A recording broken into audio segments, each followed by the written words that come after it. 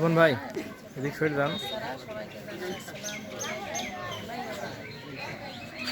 রমজান মাস, রমজানের শেষ দিকে আল্লাহ তাআলা রব্বুল আলামিনের এই যে আর মাত্র একটা দিন ধরা যায়, আবার নাও ধরা যায়।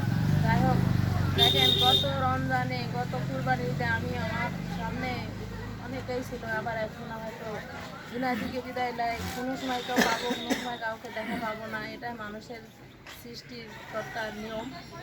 যেমন আমাদের একরাম ভাই আজকে নাই, সবার মাছ থেকে আজকে বিদায় নিচ্ছে। যাই হোক, আমি সংক্ষিপ্ত আকারে বলছি যে আমাদের এই মানব কল্যাণ মানে কি? মানুষের কল্যাণ। মানুষের কল্যাণের অনেক কিছু দিক আছে। অনেক কিছু টাকা পয়সা, সহায় সম্পত্তি দিই, মানুষের কথা দিই, শ্রম দিই, টাকা দিই, মেধা দিই, যে যেভাবে পারেন সে সেভাবে মানুষের শ্রম দিবেন। আল্লাহ তাআলা রব্বুল আলামিন তার প্রতিদান দিবেন রোজ কিয়ামতের ময়দানে।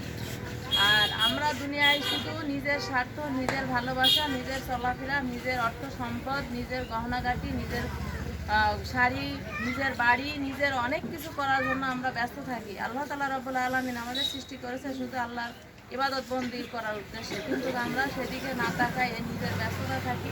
কিন্তু আল্লাহ তাআলা রব্বুল আলামিন আমাদের দেখেন কথা বলতে বলতে একজন মানুষ মৃত্যুবরণ করে। তাই আমাদের একজন সাংগঠনিক ভাই আবুল হাসেম এরকম বক্তৃতা দিতে দিতে মারা গেল। তাহলে এই যে মানুষের জীবন মরণ, এটা যদি আমরা শুধু ভাবি, তাহলে মানুষের কখনো আমরা কোনো ক্ষতি করতে পারবো না, কোনো মানুষের বিপদ গাতে পারবো না, কোনো মানুষের অন্যায় করতে পারবো না।